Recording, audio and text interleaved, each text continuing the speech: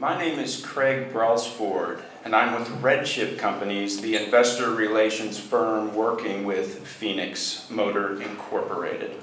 Thank you for joining Phoenix's Investor Day, whether in person here in Greenville, South Carolina, or on the web through Zoom. Phoenix Motor is a leading manufacturer of heavy-duty transit buses and provider of electrification solutions for medium-duty vehicles. Phoenix trades on the NASDAQ under the ticker PEV. For those of you who have been able to join us in person, today's event has given you an exclusive opportunity to tour Phoenix's recently acquired state-of-the-art transit bus manufacturing facility here in Greenville. This final segment here at the Hyatt Regency Greenville will feature presentations by members of Phoenix's management team. For those of you joining us in person, please save your questions until the Q&A session at the end. Users attending through Zoom may submit a question at any time by using the Q&A tool at the bottom of your Zoom window. Before we begin, please allow me to briefly read the Safe Harbor Statement. This call may contain forward-looking statements within the meaning of the Private Securities Litigation Reform Act of 1995. All statements pertaining to future financial and/or operating results, along with other statements about the future expectations, beliefs, goals, plans, or prospects expressed by management, constitute forward-looking statements. Any statements that are not historical fact should also be considered forward-looking statements. Of course, forward-looking statements involve risks and uncertainties. With that out of the way, it is my great pleasure to present to you our first speaker, Denton Peng, the CEO of Phoenix.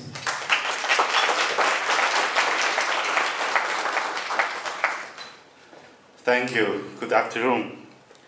Welcome to Greenville City, South Carolina. Welcome to Phoenix EV, first analyst and Investor Day. Thank you for everybody. So today I will take this opportunity to introduce our Phoenix EV new brand. This is our new logo, Phoenix EV. Later, I will share you the story of the Phoenix EV brand story. What we are doing, Phoenix is a commercial EV tech company. This is what we are doing today, and also we want to present you today. The company have two brands.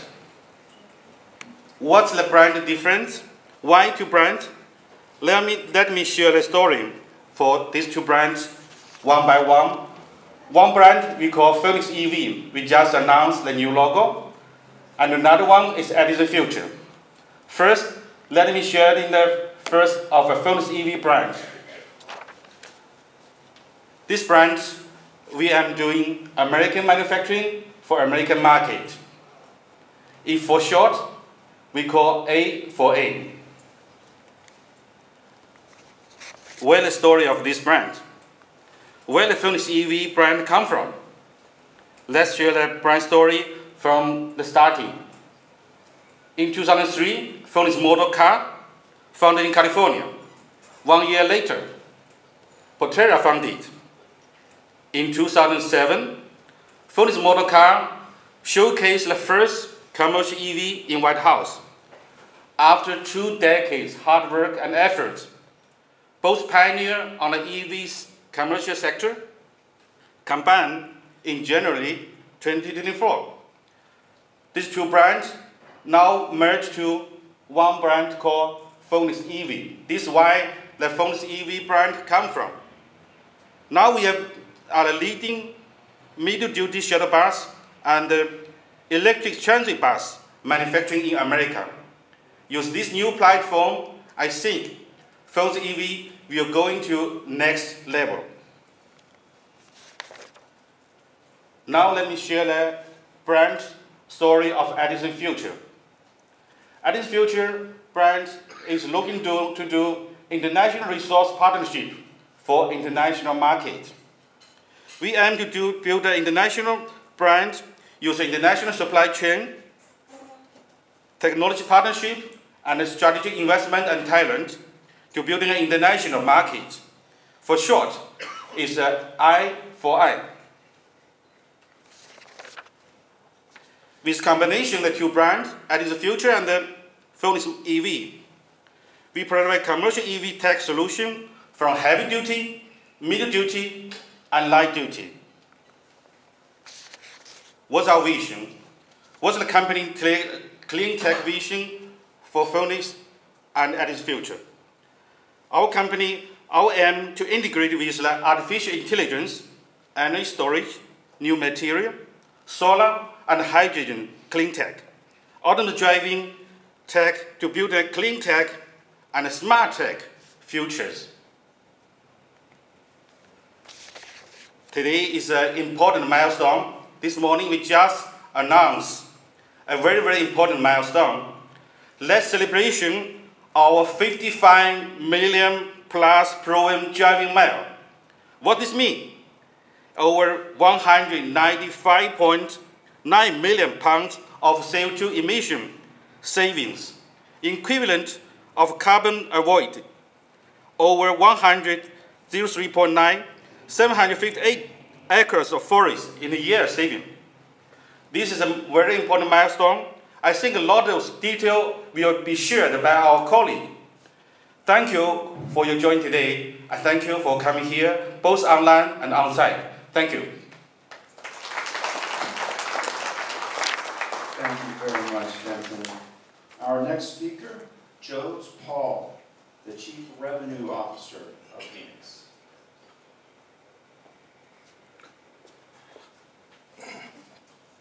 Good afternoon, everyone. And thanks, Denton, for that introduction. I just want to give you guys a very quick overview about the markets we operate in. To summarize, we're operating in a multi-billion-dollar market, an opportunity that must be served to meet regulatory mandates. And let me repeat that. This is a multi-billion-dollar market opportunity where customers don't have a choice but have to buy electric products like the ones we make. The products we make include transit buses and shuttle buses. We have a range of delivery and work trucks on the medium-duty side, and we also have the Type A school buses. All of these three large buckets of products have to go electric. There are mandates at a federal level, at a state level, and there is billion-dollar funding for each of these segments for these different customers and fleets to go electric. On the transit bus side, you have consistent federal funding of over $1 billion annually. Over $1 billion annually for transit agencies to go electric. And we're starting off at pole position here because Proterra, which is now Phoenix, had over 40% market share. And over 30% of the largest transit bus fleets in the country were Proterra customers and now Phoenix customers. And we have the best-in-class product, and we have the capability to take care of all of these customers. On the medium-duty side, our products offer significantly better total cost of ownership as compared to the incumbent technology.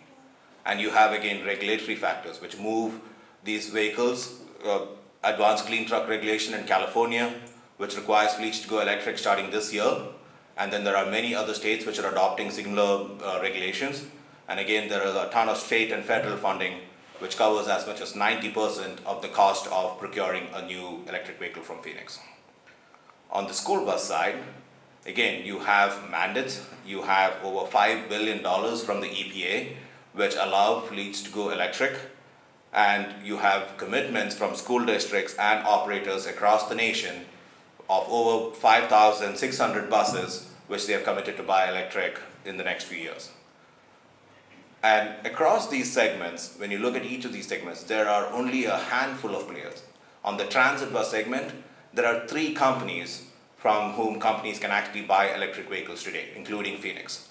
On the medium-duty shuttle bus side, again, there are 2 or 3 companies. So the market is really, really ripe, and we have a strong order backlog. We have over 650 units between both our medium-duty and transit vehicle. And these include contracted orders and LOIs, which account to about $360 million in projected revenues. with the combined strength of both Phoenix and the Proterra transit bus business, we have significant synergies to unlock.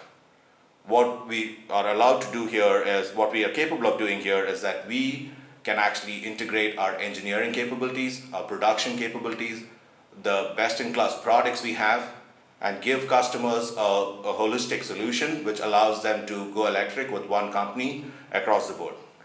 And we are able to save costs significantly because we have similar products, similar supply chain, and we also have the ability to now use 2 production facilities both in California and here in Greenville. In summary, I think again, this is a market where customers have to buy electric.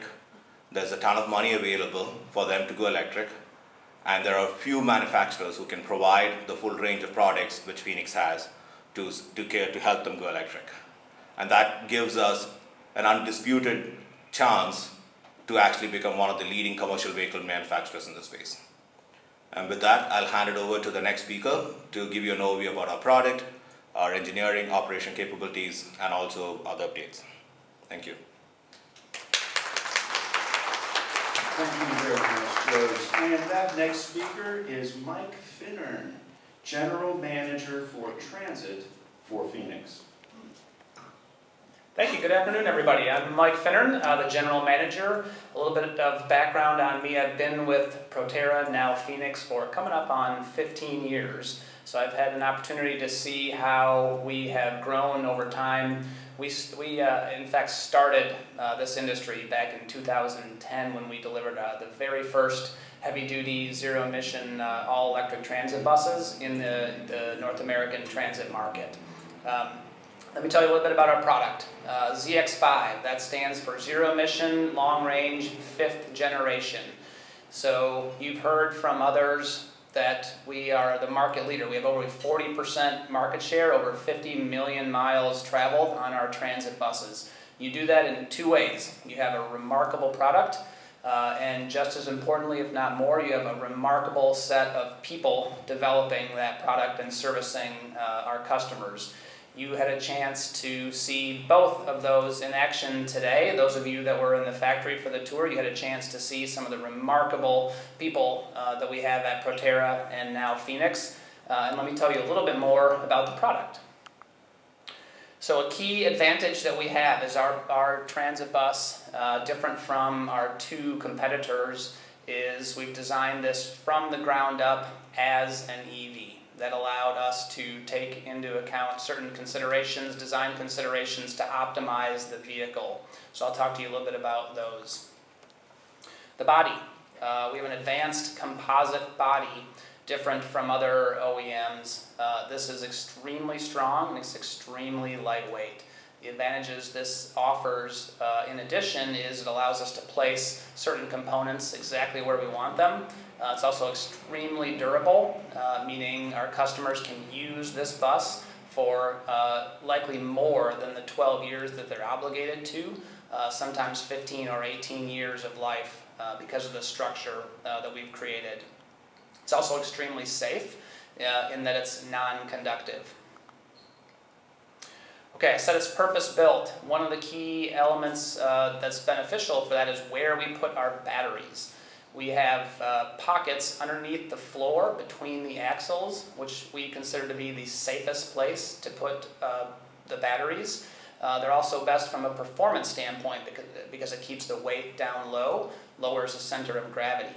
Our competition is attempting to convert traditional buses, and they have a hard time doing that. They have a hard time finding a good place to put batteries. We do not. So let's talk about the batteries. Safety is important. These batteries were designed by us for our vehicle. And they have a number of key traits that makes them very suitable for this application.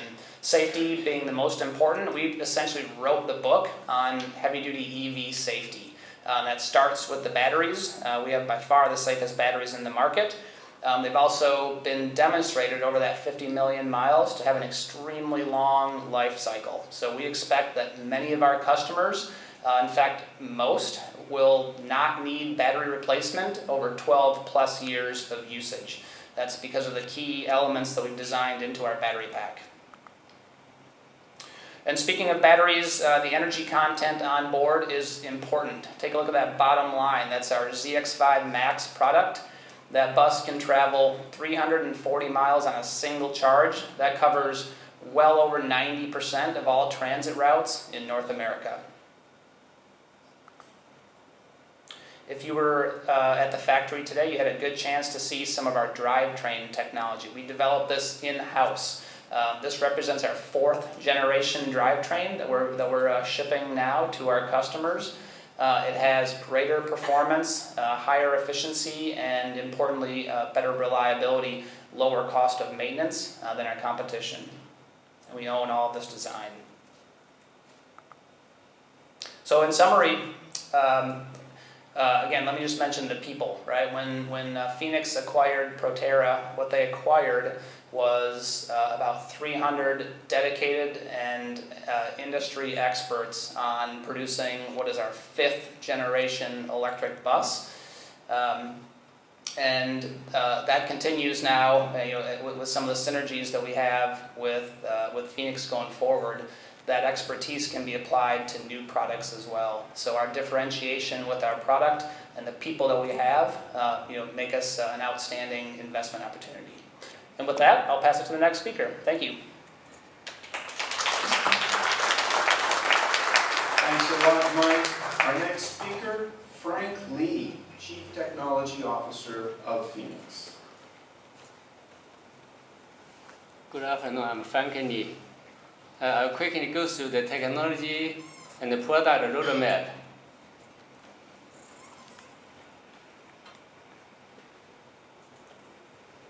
First, the technology roadmap.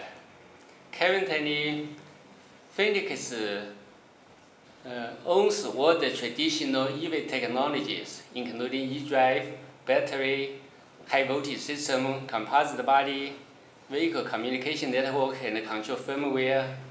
And most importantly, we are very specialized in configuration and customization of our vehicles to meet different customer, different usage requirements. But we want to stop here. We are looking into the future and more advanced technology for our EVs.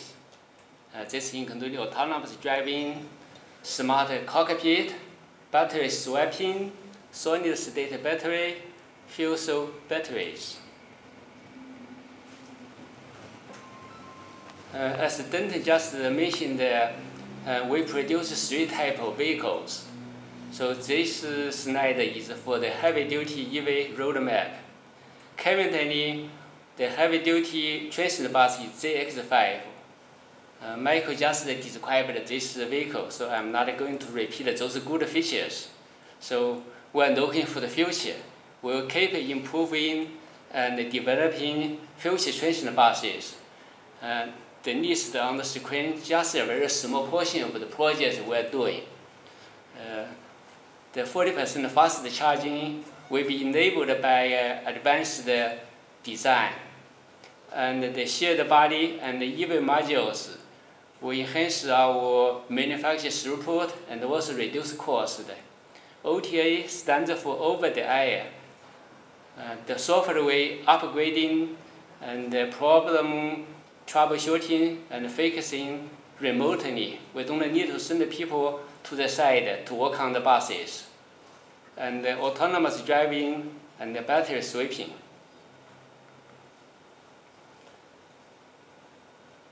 Yeah, the second slide is the mid-duty EV. We have been producing mid-duty EV for many generations.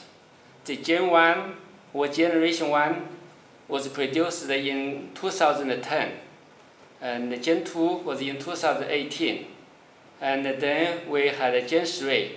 In this new generation, we introduced the modular batteries and the cooling system. The cooling system enables higher performance and higher capacity, higher range for the vehicle. Before that, the Gen 1 and the Gen 2 was air-cooled, so that liquid cooling is an advancement of the technology. And then we have Gen 3.5, which we upgraded the battery for safety and for reliability.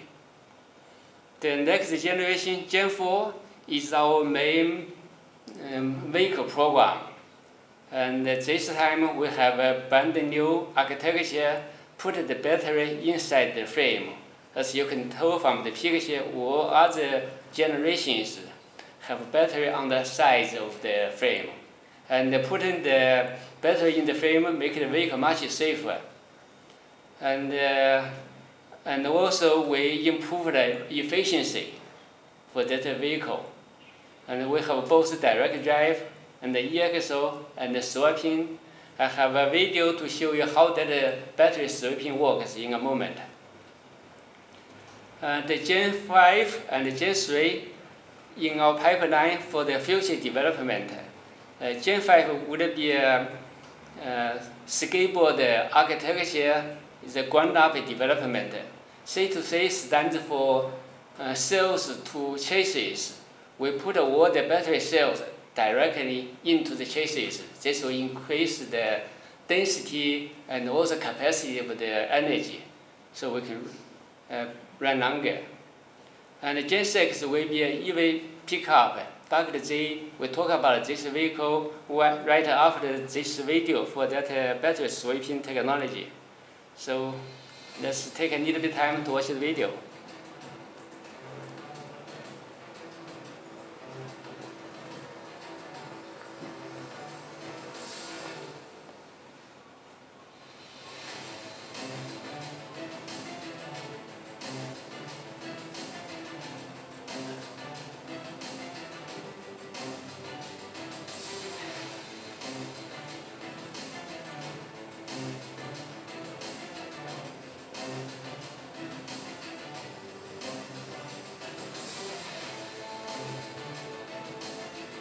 We have one side is the empty battery, and another side is fully charged battery. So the system takes the empty battery off the frame, and then reload the fully charged battery onto the frame. The reason we don't have body on the top is because we want to show the details. You can see better. And it's switching, so either side could have empty battery, another side could have the fully charged battery, so it keeps going back and forth.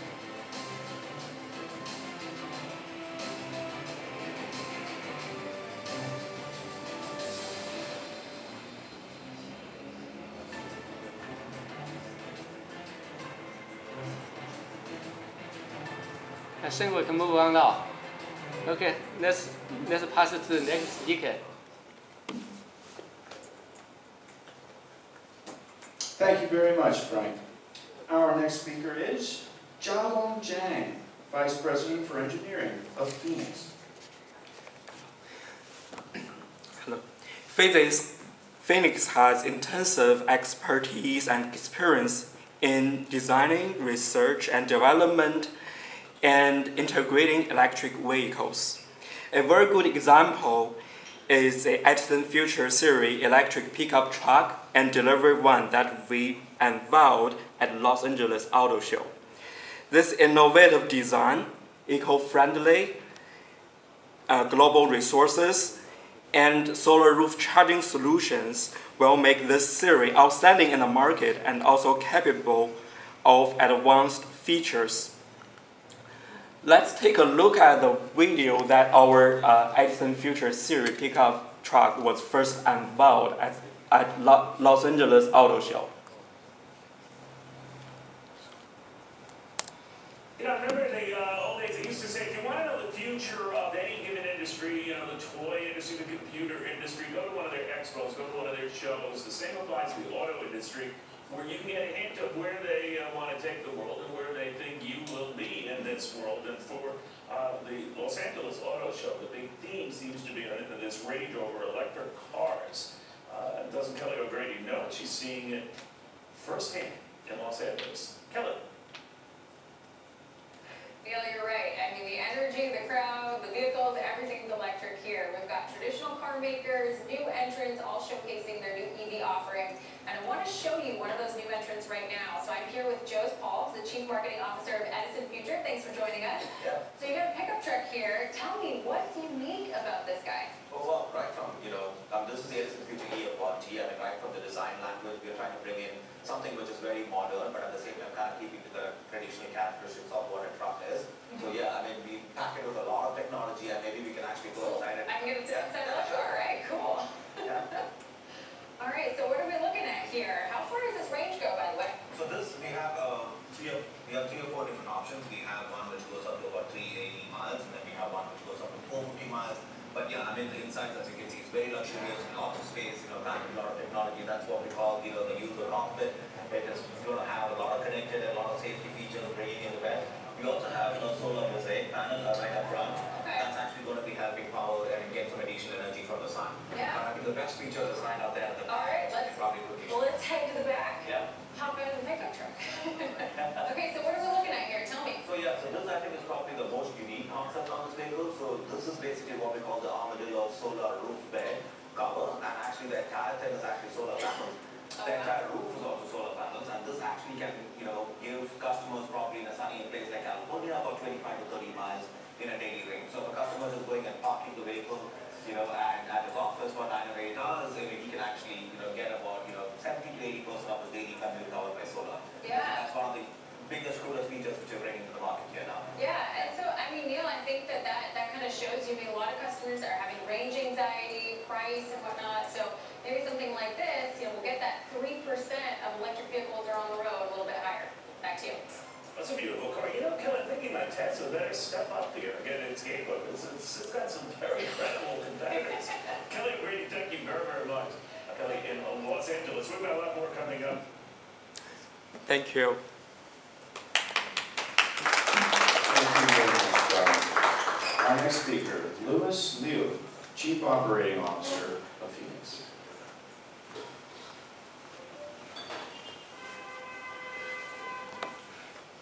Good afternoon. I think you have already heard about our CEO just presented on the company vision, right? So, and also my colleague talked about the market. We know the market is very attractive, and sometimes you have to go with the electric, limited supplier. And also you learn about the product roadmap. Now, so how we can make everything happen? So we're talking about operation. So Phoenix operation. And basically, how to fulfill the demand. We basically has the,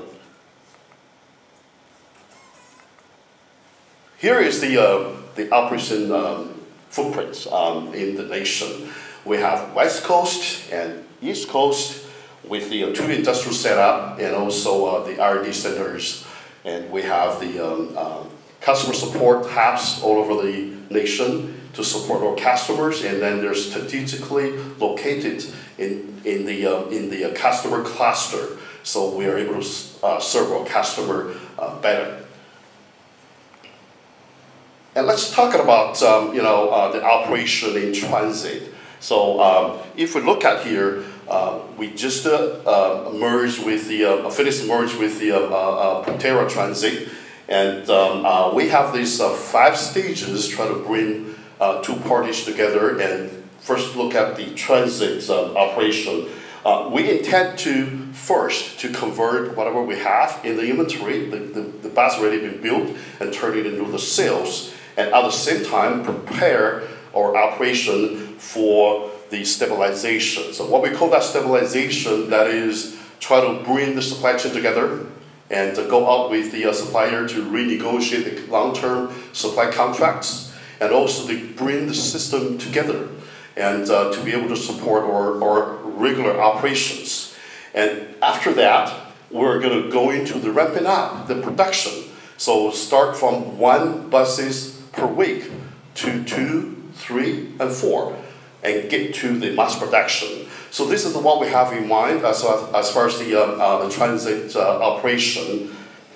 On the other side of the house, which is the medium duty trucks and shuttle buses, this is how we plan out for that particular operation.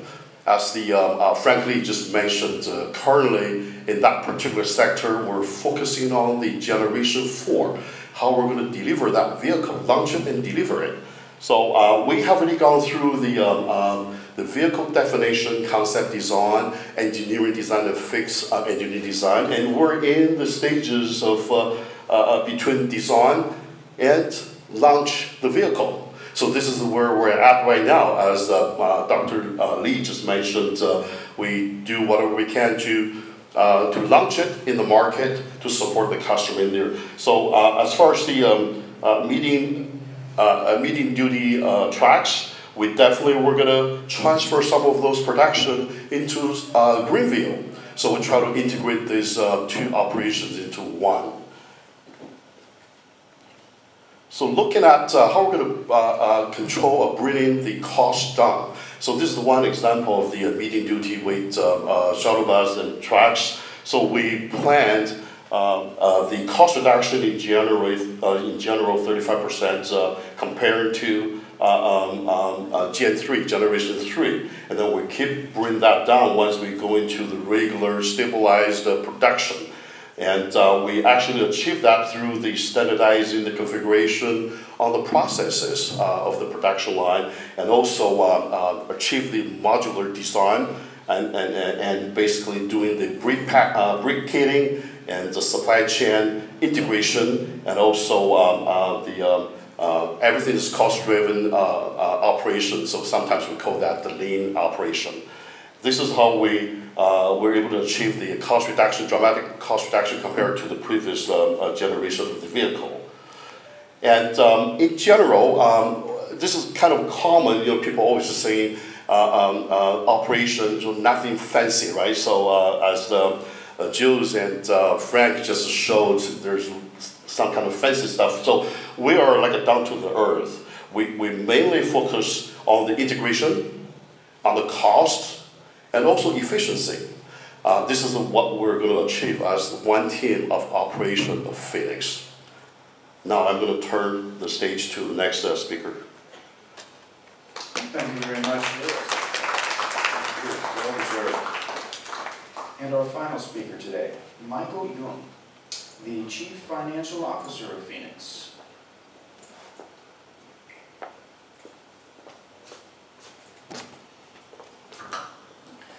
Good afternoon, everybody.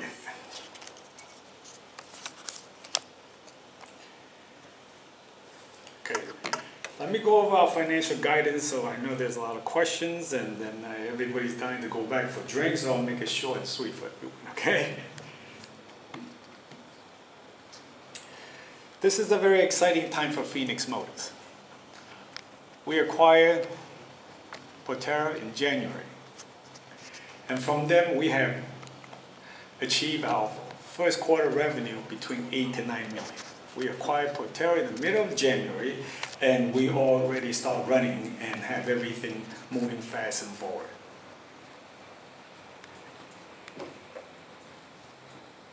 I want to thank the team for being able to achieve this, because after the acquisition, there was a lot of work involved, but everybody focused and went to work, and we were able to deliver between 8 to 9 buses. This is our next quarter revenue. We projected to do between 14 to 16 million revenues. This will be a 50% growth over the previous quarter.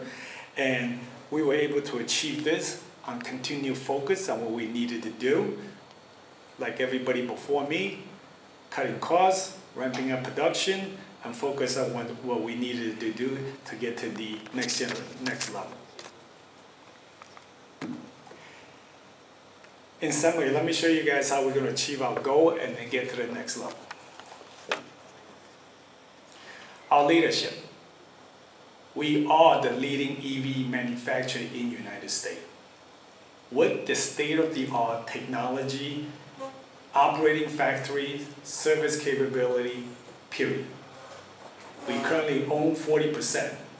We have delivered over 1,000 electrical buses already. 2, best. We have the best talent and the best technology. Best in class production, experience in EV tech team, 55+ million proven miles. That's just on the bus side. Then we also have another 5 million on the medium duty trucks, as you have seen earlier. Third, revenue. How are we going to achieve our revenue? As the show, as a couple of slides earlier, our growth is going to be driven by regulatory mandates. There are over $1 billion just in heavy duty buses, and there are $5 billion in medium trucks. So between the federal funding and the customer's need due to the regulation, our revenue is unlimited. And we currently have 150 customers, and the customers are growing by the day. And last, innovation. I'm sorry, let me go back to the revenue a little bit more. Our revenue is not just coming from the buses. Our revenue also coming from service contracts, parts. So our revenue is not just the product itself, also contracts and the parts. So our revenue, we have multiple streams of revenue. Lastly, innovations. We are the technology leader. Everything we have is proprietary. We're not using other people's. Our competitors are buying generic buses and trying to take parts and fit it in, versus us is period. From ground up, where we put our battery, what the technology go into. Every one of our buses has what we call OTA, over the air. It means that it's constantly communicating with the cloud and sending it down to our office, so it's always being monitored. That's why our technology are live, and our service member are knowing exactly what our bus is doing. We can head off any issues. We are the leader. We are the leader. And with self-driving AI just around the corner, this technology already there, and we're just getting ready to implement it. So with that said, let me hand this back to Craig. Mike, thanks a lot. The management team wants to show you a 3-minute video before we get into the Q&A session. So enjoy the video and think up questions for the Q&A session. Just a reminder to everyone that the buffet is open over there in the corner if you wish to have a meal. Thank you.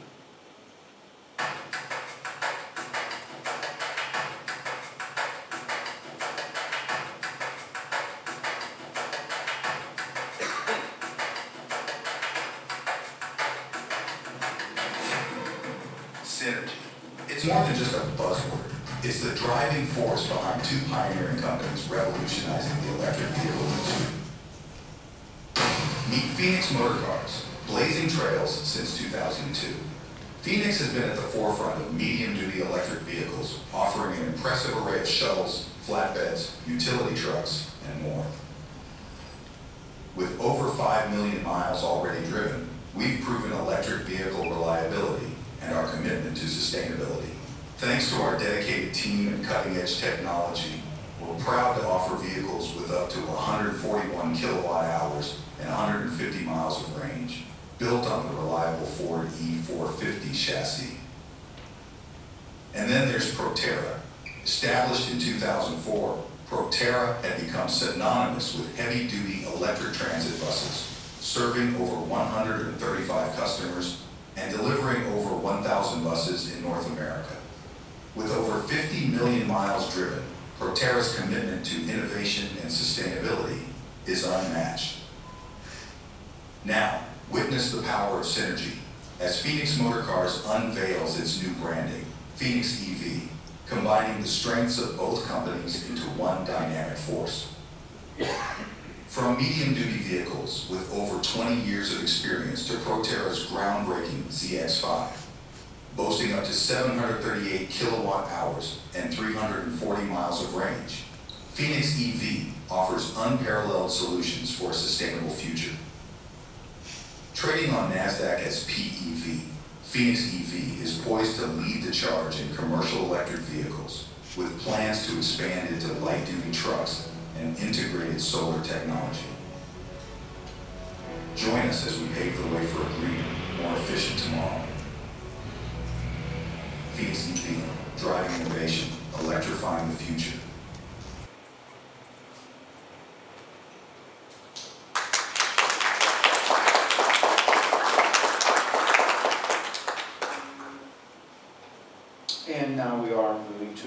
questions. If you're in the audience here in Greenville and have a question, just raise your hand. I'll approach you with the microphone and you can speak to the management team. And for those of us joining by Zoom, you will use the Q&A button at the bottom of your Zoom window, type it in, and we will read your question aloud. So, okay, while members here in Greenville are thinking of a question, we have been receiving questions via Zoom. One of them has to do with patents, gentlemen. What patents does Phoenix Motor have? What has it filed for its innovative features? And how do those contribute to the company's competitive advantage?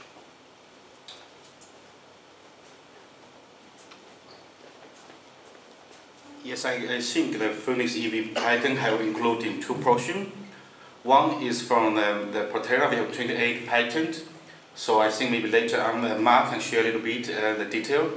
And also like patent we do from for the middle duty side. For a lot of patent we have already done. So this is also another sectors. So maybe first maybe Mark can share a little bit about the patent of the bus side.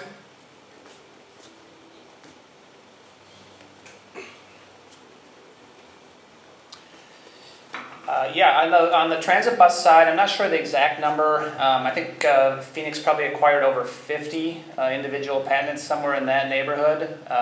And many of those you saw in my presentation. They're around the idea of the composite body, battery placement within the composite body, a lot of drivetrain technology, controls technology, battery usage and efficiency technology. So a lot of the elements that result in our bus being better than the competition are protected with intellectual property. Thank you very much, Mike. Roger, you have a question for the team. Yeah, we was visiting the facility this morning and it's a pretty good experience for us. And I was asking what could be the production capacity for the facility here in Greenville. And I heard that you also have the facility over there in California, right? And I learned from your presentation today and future marketing demand is much higher, about the multi-million-dollar value, right? And it's mandatory, right? So is current production capacity is good enough for the future production, or you will have the better, bigger facility for future? I can try to answer that question. Yes, those of you that came to our factory today, and what you saw today is capable of building about 220 buses per shift. So that means over 600 buses per year. If we're on a 3-shift strategy. Right now, we're running 1 shift. The expectation is there's more than enough demand for us to increase that, and we already have plans to be able to implement a 2nd and then a 3rd shift.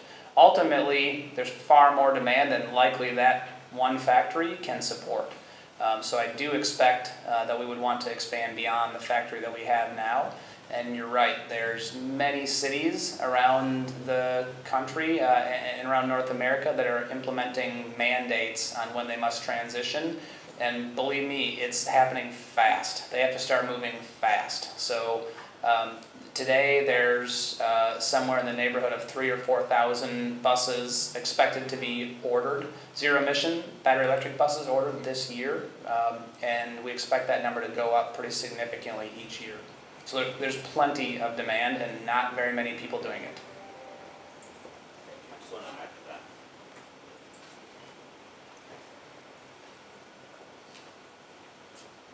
I just want to add to what Mike just said. On the medium duty side, one of our strategies is to have a very distributed manufacturing facility. We, along with the brand new vehicles we manufacture, we also make drivetrains. And we are able to sell these drivetrains to other fleet partners who can actually electrify their vehicles in a distributed fashion. So our team currently is speaking to potential partners in New York, potential partners in Canada, in St. Louis, and these are either large fleets sometimes, or sometimes they're large dealers. And we are working on a program where we can actually provide them kits with which they can electrify existing vehicles. So that's another way we are trying to meet the demand.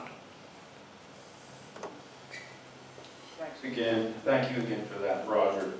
We had another submitted question. It has to do with those solar panels that Neil Cavuto sort of made a remark about in the Fox segment there. I saw it today. We all saw it. Those of us who are in Greenville saw it today on the top of that bus. So this person wants to know, how does the incorporation of solar technology into Phoenix's vehicles enhance sustainability and energy efficiency? I know we've gone over that, but if you could just continue to elaborate on that.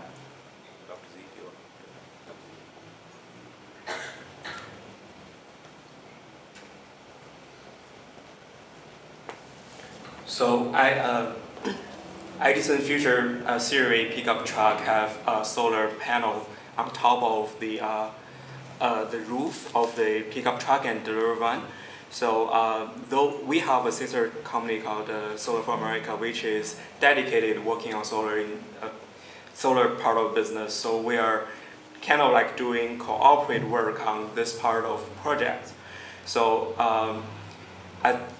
so basically, what we are doing right now is trying to top up our batteries by the daily uses scenario.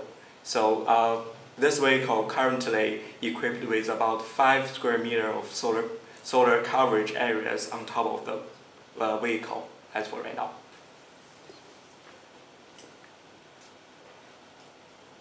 Did anyone want to add anything more? Okay. I think in addition to what Dr. Chang mentioned there is, I think the key is grid resilience. The biggest problem we have towards switching to electric is the amount of power which is available on the grid and the ability for fleets to charge, particularly individuals who are living in houses and apartments. The ability to kind of charge daily in a sustainable manner is still a challenge. If we are able to successfully incorporate these solar panels onto vehicles, it reduces that problem a lot. Most people who drive only 20-30 miles would not have to charge their vehicle every night, which is when peak demand is. And that's where we are hoping this can actually make a significant change in the way people adopt electric. Just to focus on what that reporter was saying, it's conceivable that on a sunny day, a person in the truck could get pretty much as much charge as he needed for how long? On a nice sunny day, 9 hours out in the sun? About 20 to 25 miles, which is about 70 to 80% of the average commute in the US. So somebody who is driving to work, parking the vehicle out, and finishing work and getting out after 9 hours, you'll probably have a fully charged vehicle at that point. Okay, I'm not seeing any hands. We are continuing to get these submitted questions. Thank you very much to our online participants. We had Mike talking justifiably proudly about the in-house talent. What about partnering with other industry experts? How does Phoenix do that, and what can you get out of that?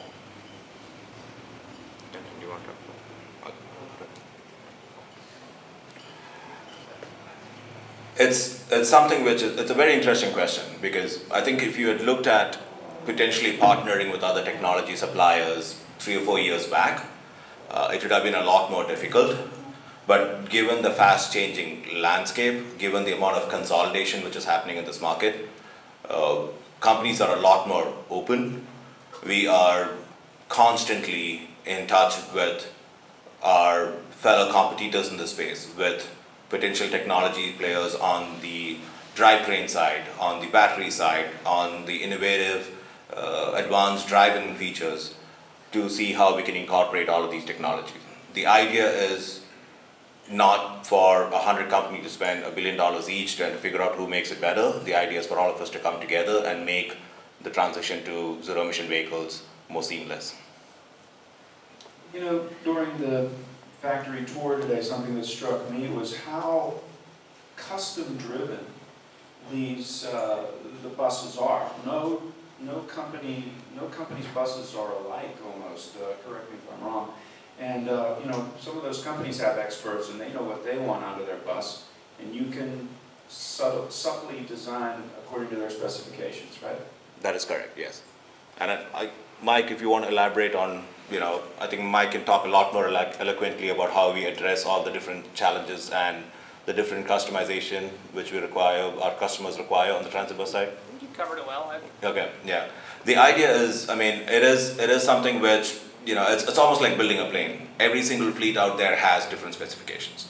Our engineering team is equipped to take those requirements and convert them into a meaningful, a workable production plan where we are able to produce these vehicles which are customized and also service them in the field. And that's been one of the, some people look at it as a challenge, but I think we've made it our strength, and that's what differentiates us. Speaking of differentiation, this person writes in, and I know we have been covering how we're different, but let's go into more detail. This person wants to know, how does Phoenix differentiate its electrification solutions from competitors in the commercial vehicle industry? Just more detail on that subject, please. Sure.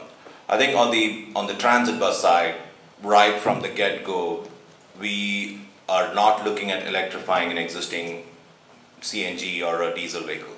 It's a purpose-built product, and there aren't any other like that. We have, Mike talked about it, we have a composite body, we have purpose-built design where the batteries go, and it is all focused on having the most efficient vehicle out there. And that's been a huge differentiator for us. On the medium-duty side, our approach has been, we've been very cognizant of the fact that it's a very nascent market, and the goal has been to kind of provide electrification services in a way where fleets can get vehicles which are very similar to the existing vehicles. So what we do is we actually electrify existing Ford chassis. So we use all the good parts about a Ford E450 chassis, and we electrify that, and we're able to provide a wide range of solutions on that one chassis.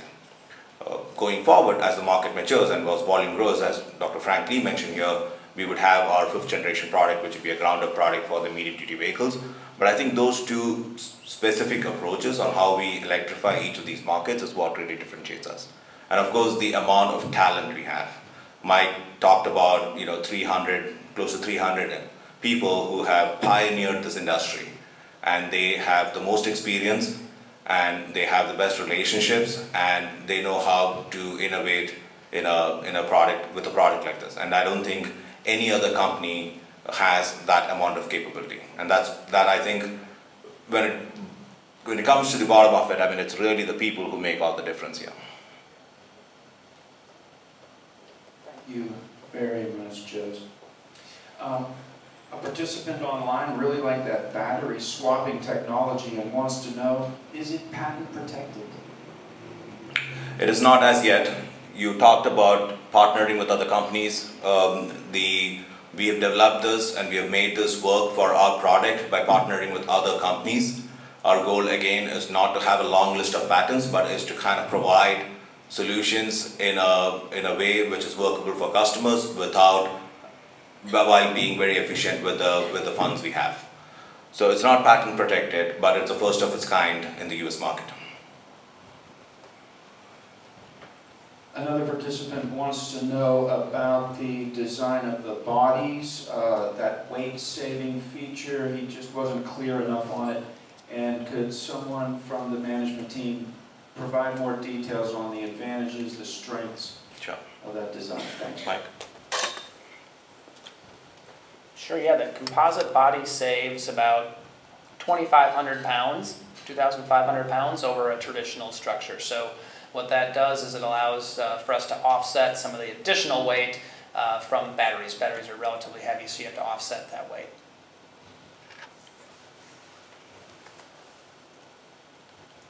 Thank you very much, Mike.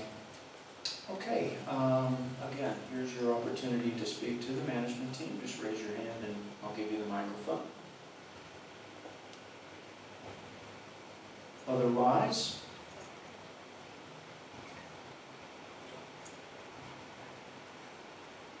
once again, we're going to invite you to take a meal. Right over there in the corner is the buffet.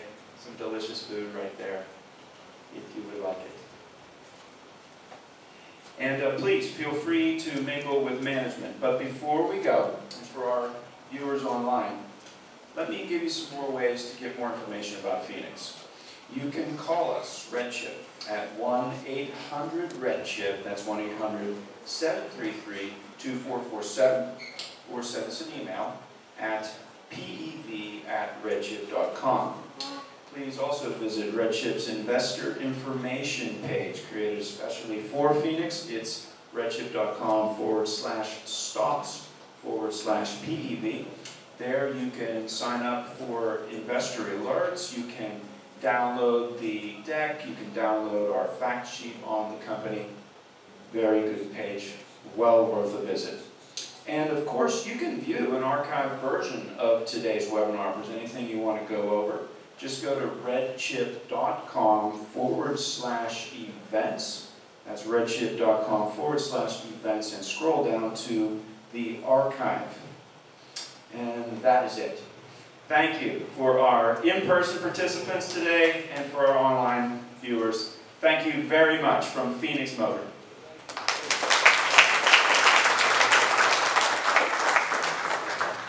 So, hi, Jules. Now we want to talk to you about the marketing and strategy from Phoenix Motor Car. Sure. So could you introduce a little bit more about marketing, the whole vision? Absolutely. So, yeah, this is Joe's Chief Revenue Officer. Our market, we talked about it today, is primarily the commercial vehicle market. And our goal is to be the leading zero-emission vehicle technology provider in the space. Our focus today is on medium-duty vehicles, which includes shuttle buses. You have a range of trucks, work trucks and delivery trucks, and you have the small Type A school bus. Those are our medium-duty vehicle products. And now, with the acquisition of the Proterra's transit bus business, we are the leading transit bus vehicle manufacturers.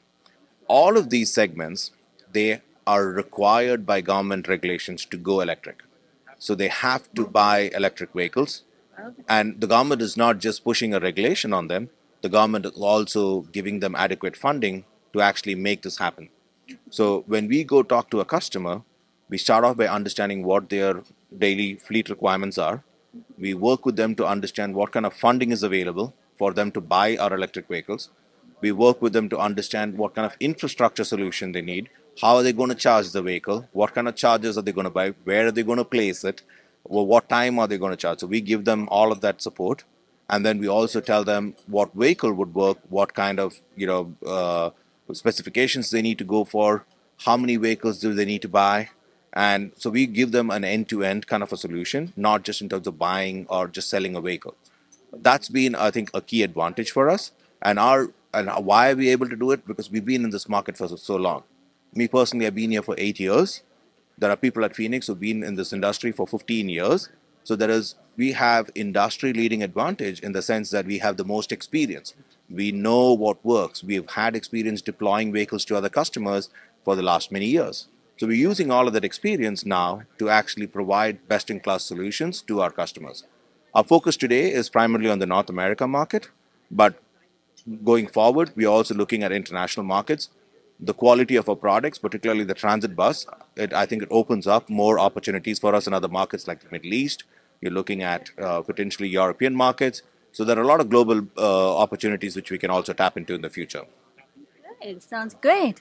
And since you are the CRO of the company, so what's your strategy to increase the revenue of your company? That's a good question. The primary revenue source is vehicles, right? We have a very strong order backlog. The revenue acceleration would come from how we are able to effectively manufacture these vehicles and deliver it to customers within the stipulated time. The other part of revenue increase is working with the customers. I mentioned previously about how we can provide them charging solutions. We can provide them other solutions to basically effectively manage an electric fleet. So you have charging solutions, you have service, you have aftermarket parts, you have also value-added solutions like telematics. So all of these will help us grow our revenue significantly over the next few years. Yeah. So thank you very much. Yeah, no, thank you. Thanks for having me. Hi, everyone. So now we are talking to Josh. Hi. Hello. Nice to meet you. Yeah, nice to meet you. So we know you are the Vice President of Operations. So could you please tell us a little bit more about your job, your function, and what your contribution to the company? Yes, I've been with Phoenix Motor Cars for about 9 years now, or Phoenix EV now. And my contribution to the company is kind of oversee the daily operations and the after sales of the vehicle, working with the customers, making sure that the vehicles are continuously in operation and servicing them and fulfilling the needs of the maintenance requirements. Also on the manufacturing and quality side, we make sure to manufacture the vehicles continuously with 100% quality in mind, and making sure that when we deliver those vehicles, they will function and meet the reliability requirements that Phoenix Motor Cars or Phoenix EV has set forth.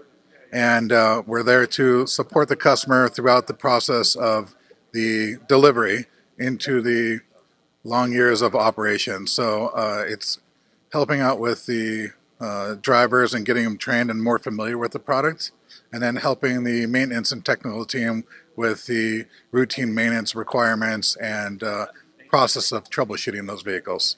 It's very important that we are there to support the customer because the customer is the advocate for the vehicle and helps us drive additional sales and revenue. So we want to make sure that we're there to provide immediate support and solutions to any issue that might come up. Okay, great. So you're like another business for your company, right? The abilities, as we merge now with the transit team with Proterra, we're bringing both sides of the service department in to support us nationwide and increase the footprint of how we can support our customers quickly when it comes to deliveries and service requirements, and making sure that we fulfill the warranty repairs and after customer pay driven revenue service repairs. So it's very important that we incorporate both teams and support the product, both products, the Class 4 vehicle and the transit bus. So we have a great team behind us, a lot of knowledge. The management team is always looking to look for improvements and how to streamline the process of troubleshooting and supporting and triaging the issues that might arise in the field. And with the network of telematics systems that we have, we're able to monitor the vehicles remotely. And we have a great team that supports us and can analyze the data and review that and quickly determine a failure before we even have a technician on site. Okay, thank you. So thank you for you provide nationwide service for the whole industry. Thank you. I appreciate it. Yeah, it's very important that we put our best foot forward and make sure that we show these customers that the EV solution is the right direction to move into. So it's a demanding industry, and it's important that we make achievements in how we support the customer after the vehicle is delivered. Thank you. Hi, now we're talking to Tom. Tom, hi. Hi, nice to be here. Yeah, so you are the vice president of your sales team, right? That's so could you please tell us a little bit about your marketing strategy and what do you want to tell this side to your customers? Yeah, we have a very broad customer base. So because we have medium and heavy duty vehicle platforms, we service a variety of different types of customers. Some of them are private, some of them are public, lots of airports, seaports, universities, colleges, corporate fleets, and also probably our biggest customer is transit agencies. Yeah. Sounds great. And yeah, I know you have a very good 4th generation, 5th generation roadmap before the whole marketing areas. Yeah. So what do you want to say about this area? Yeah, it's great. We have a real advantage here at Phoenix because we've been doing this for so long, we've actually helped pioneer this entire market. Between our new transit line and us, we have 40 years of experience designing electric drive systems and also helping customers and educating customers on how to go electric, developing the battery technology in a safe, reliable, clean way, and then also being able to help them hit their electric vehicle mandates. There's a lot of mandates now in the United States to go electric and to clean emissions and reduce emissions. So we're really proud of our technology and where we've come, and we look forward to helping more customers and ramping up production to be able to even help more customers with their zero emission climate action goal. Yeah. Thank you very much. You're welcome. Thanks so much. Hi, so now we are talking to this Taylor. He's in charge of the operation. Hi, how are you? Very good. Nice to meet you. So since you're in charge of the operation, so could you please tell us what your operation looks like and how do you want to increase efficiency? Yes, ma'am. Thank you. So we've been very hard at work in the past few months in trying to improve efficiency and improve the throughput of our manufacturing line. Currently, we have a 13-station operation line, and we've done a few things to actually help the short-term efficiency of that.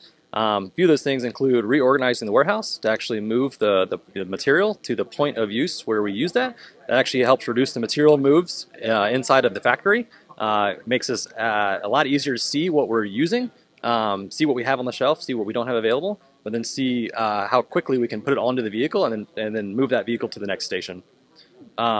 Other things we've transformed into a kind of a digital manufacturing space. So we have real-time dashboards on the production line that monitor the cycle times of every station, and we can see ahead and behind basic conditions at real time.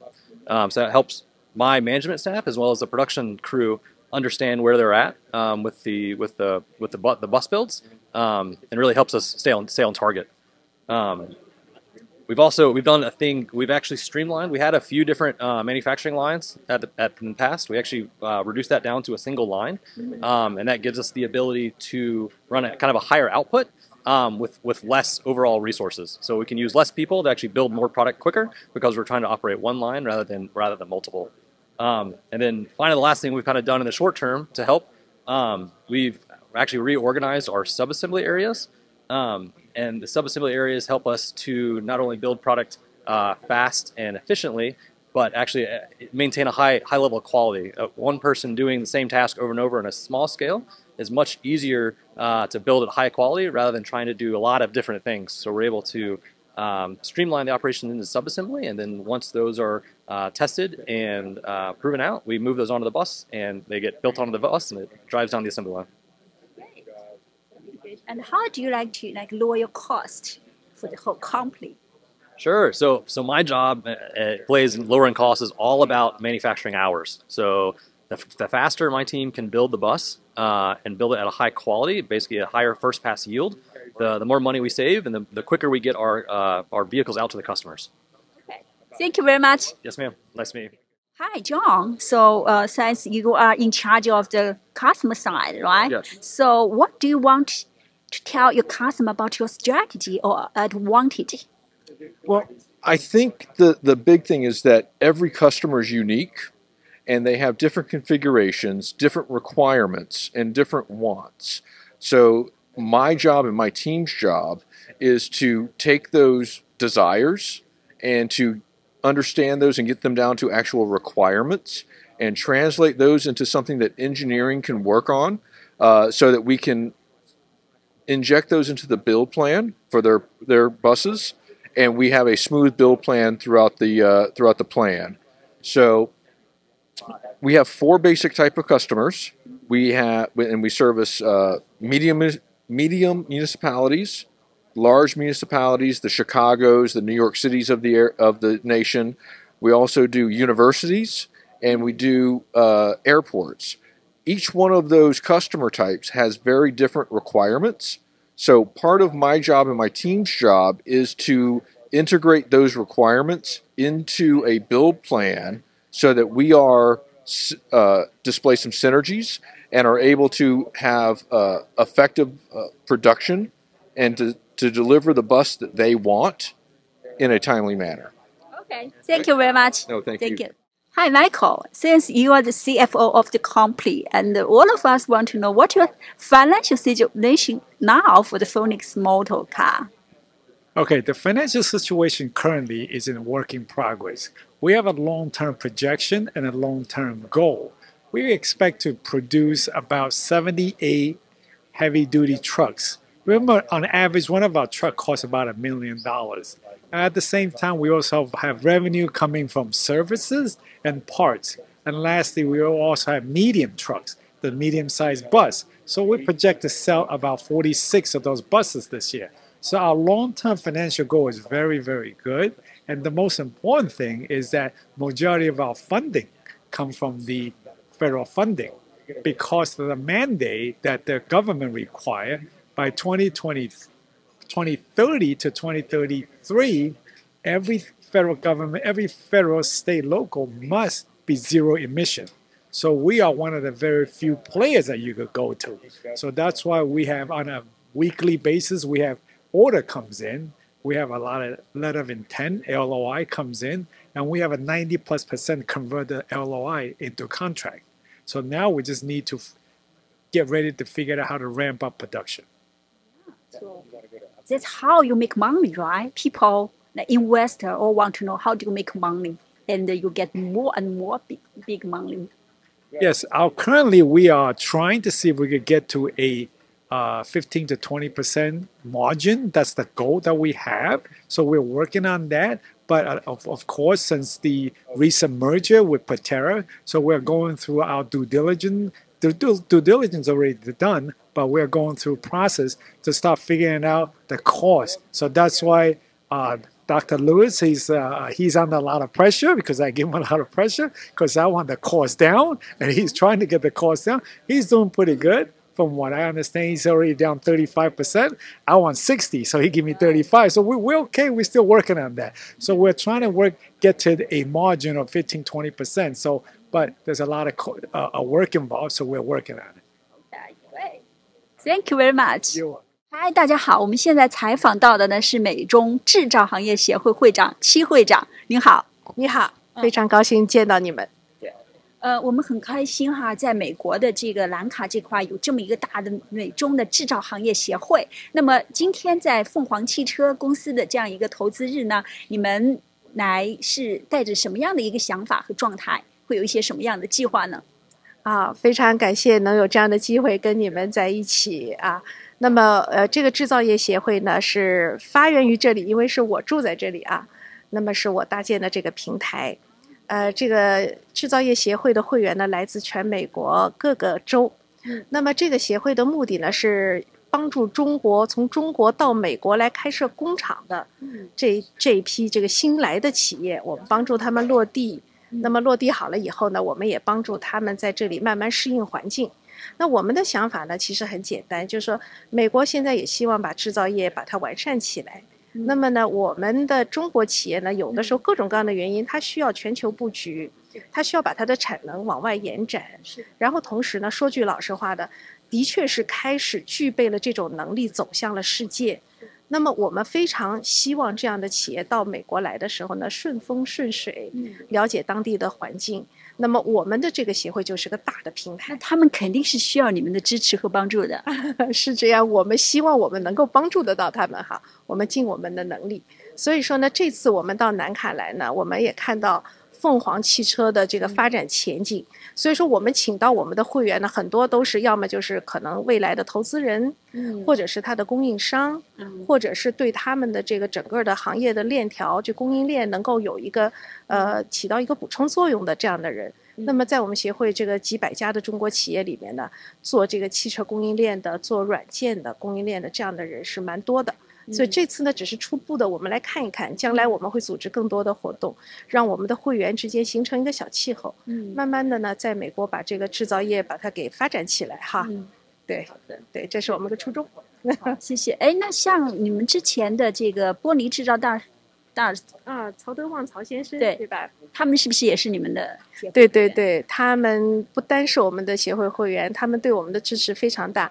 曾经在2年前，我们组织我们的会员到曹总的这个福耀玻璃俄亥俄的总厂去参观。当时我们得到的这个回应是说，曹总说了，用最高的待遇来接待我们这些来自五湖四海的在美国居守的中国工厂的这些会员们，非常感动。谢谢。那今天来到凤凰汽车的这样的一个投资日哈，它也在这边开始了新的发展蓝图。你们会有一些什么样的前景的展望，告诉大家？实际上我们像凤凰汽车也好啊，像福耀玻璃也好啊，他们在中国已经完成了积累。这个积累不单是资金上的积累，它是在工业上的经验积累、人才的积累、知识的积累，然后它的事业的积累，已经足够到了一个世界工厂的这样的一个程度。那么在这种情况下，我们希望它走出来，然后他们可能会带着先进的技术再走回这个自己的国家，或者带到其他的这个工厂里面去，所以这是一个交流的过程。工业从来都是一个循序渐进的过程，所以说我希望来的这些企业和美国当地的企业彼此沟通、彼此学习，那么共同成长。非常感谢，非常感谢有你们的对他们的支持帮助。还是感谢你们给我们这样的机会，希望你们能够把凤凰汽车的名字打遍全球啊！非常感谢。Hi, Judy. So you are the head of HR. So what do you think is like the success element of a company like you? Thank you for having me. I think with any company, we need people. We need talent and everything. Without talent, there will be no company. So that would be key. So what do you think is the people who want to come to your company and who want to work for you as the head of HR? What do you think? So I think the key point is, as I indicated earlier, it's talent and such. And having two separate companies merging together and everything, you're going to run into, at times, different cultures that needs to make sure that we have the synergy and we make sure we work together to build a new company culture. And as indicated before, talent is very important. Our existing talent that we have at Phoenix, and then all those new talent that we acquire previously from Proterra and such, we have to make sure that we work together and share each other's strength, and if there are weaknesses, and that we learn from each other so that we can improve and build a better company. Thank you very much. Thank you. Hi, Billy. Hey, so you are the manager of the supply chain team. Correct. So what do you do, and what people think you're very important to them? Yeah. So myself and the supply chain team, we have to manage from end-to-end supplier relations, new parts, new part integration to the bus for each contract. It's complex. 40% of each contract is configurable, which means new design, new part release, which myself and my team go out, vet new vendors, manage that all the way from design, sourcing to delivery to the bus. So each bus takes 2,500 unique part numbers to build a bus. So in that, we have to manage that relationship with the vendor, making sure we're on time, getting parts to the bus, and ultimately feed our customer, which is the production line. Great. So what do you find you think something is very important for your supply chain? Yeah, so relationships, right, are important. As we work with vendors, new parts design, we want to make sure we have that partnership with our supply base. To be able to get, from a capacity standpoint, from a cost standpoint, the best deal for our customer, which is our production line, right? We want to make sure we feed those. They have, ample time to build. From a cost standpoint, we want to keep our BOM costs down, which in turn is improvement for the company, right? Thank you very much. Yes, thank you. Hi, Jason. So you are the director of the manufacturer, That's right? correct. Yes, that is correct. Yes. Yes. So we're always wondering, how do you make that happen? It's so complicated things. for us. So how do you? What's your magic finger to do that? Yes, it's a very complicated operation, that is for sure. When it comes to building transit buses, we're fortunate enough to have a very experienced group of employees, tremendous amount of skill sets, right? Individuals that have been with the company for a long period of time, right? One of the other things that we focus on is being efficient through each station when it comes to building the bus. We've worked very, very hard in balancing our line to ensure that when the line is ready to move, that everybody is ready to move. Okay. Yeah. So so it's very wonderful. Like you make bus, electronic bus, That's and correct. so it's how do you like make all of the parts integrated to one wonderful bus? So currently our setup at the Greenville Transit Facility is 11 build stations. And within those 11 build stations, we're going to complete somewhere between 500 and 600 different tasks. So again, very complex. So again, it's super important that we have the right people in the right stations that are completing those tasks and completing them on a timely basis. And that the line is balanced so that we don't have too many tasks in one station as compared to another station. So we've gone through and we've done a series of events, right, to ensure that we have the right tools in place, the right fixtures in place, the right people in place, right, and that we can have the line balanced with the right number of tasks in each station. Okay. Yes. Great, thank you. Hi， 你好，刘总。作为公司的 COO 首席运营官，那么您掌握着公司的运营各方面的策略。我们想问一下，您觉得运营方面什么对公司的起到最大的帮助呢？ OK， 首先呢，就是像我们 CEO 讲过，就是Phoenix 呢是一个非常历史悠久的一个电动商用车的一个公司。那么起源呢是2003年，对吧？然后 Proterra 呢是一个也是历史悠久的这个电动大巴公司，在美国占市场占有率40%，是相当的一个有实力的这么一个品牌和产品。那从我们的角度来讲呢，就是我们。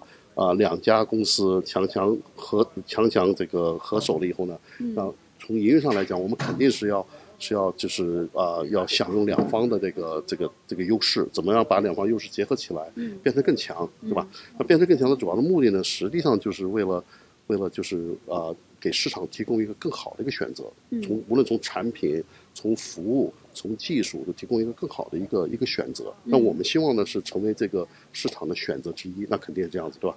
那么从技术的角度来讲呢，就是你从我们的那个 CTO 角度也听到，就是我们是实际上 Phoenix 是一个科技公司，这个科技公司。那我们的着眼点呢是把未来的一些先进的技术。把它融入到这个行业里面来，比如说大巴，那大巴呢实际上是个很传统的一个行业。那么未来的话，就是有很多的空间，就是利用技术，比如说就是自动驾驶技术，对吧？因为这个大巴本身在城市的交通里面，它是路线是固定的，那么就容易就是说收集各种各样的数据，能够变得更智能化。因为你明白我的意思对吧？那这样子的话，就是让这个大巴本身能够自动驾驶。那自动驾驶可以节省什么呢？可以节省就是比如说你的驾驶员，对吧？你减少你的这个事故的这个事故率，对吧？就是降低事故率。那么同时呢，还会帮助你的运营的效率提高。实际上是我们把这部分的价值提供给这个大巴的运营商，让他可以降低它的运营成本，那同时呢，提供更好的服务。这个是我们想看到的。所以为什么两家合在一起，就是说把双方的好的地方结合起来，然后呢来提供更优质的服务，是这样子。那么从营运角度来讲呢，就是因为我们的这个CRO 也讲了，就这个市场呢是个巨大的市场，那主要是就是说它是政府推动的，因为大概每年至少政府要花10亿以上，大概是16亿，就是 $1.6 billion 在 spend on 这个 transit， 就是这个城市的交通。那么这个就这部分的 investment 从政府角度来讲呢，这个是一个固定的。但是在这个整个市场里面呢，能够提供这种服务的这个厂家又很少，非常少。那么同时再加上就是政府有一个就是2032年、30年到35年之间就是政府采购一定都是纯电动的，或者是至少是 green， 就是这个绿色的这个交通的这个交通器，对 green wheel 或者 green vehicle，right？所以在这种情况下，就是对我们来讲呢，我们的这个主要的着重点呢是能不能够交付这变成我们的一个主要着重点，而不是市场。所以这跟那个乘用车的情况又不太一样。因为乘用车呢，你得要这个就是这个 consumer 他要买车，对吧？他牵扯到很多方方面面。然后我们呢，基本上来讲，就是说我们的着重点呢是看怎么样能够把营运把它管理好了以后，能够交付。这是我们现在目前。就是说你们的市场是巨大的，买家是很多，主要是你们怎么生产出产品。我们能够把它对，那这一块呢，就主要我在就我这个领域，我得要集中精力，就看市场有了那个这个我们的销售服务都挺好。那么现在就是我们怎么去交付车？那这样子就是从我们角度来讲的话，我们就是集中在几个方面。一个呢就是怎么样能够首先先把这个双方的这个整合做好，就是把双方的优势把它给更优化。对吧？这是一点，那这样就可以节省很多的成本，对不对？那第二点呢，就是说我们怎么样提高，在这个基础上，我们怎么提高这个整个的供应链？就把供应链整合了以后，这部分又是一部分的这个节省，或者说这部分的价值把它挖掘出来。这第二点，第三点的话，就是说我们怎么样能够提高生产效率，提高生产效率。那这个就这三方面，就是从提高效率，从降低成本。再加上我们整合，这是我们目前营运的主要3个着重点。那如果我们这3个搞好了，那我们就基本上来讲，我们的整个的一个基础就打好了。那基础打好以后，我们是能够实现我们的产品不断的恢复，不断的我们叫做 ramping up， 就是它这个生产这个速率不断提高。那达到一定程度以后，我们把我们所有的产能给利用上。那这样子就是说，势必就是我们可以 deliver， 就可以交付很多的这个，不管是大巴也好，还是 shuttle bus 也好，这样就让我们的客户呢就比较更 happy，right？ 所以这个是我的着重点。好的 ，Thank you， 非常感谢。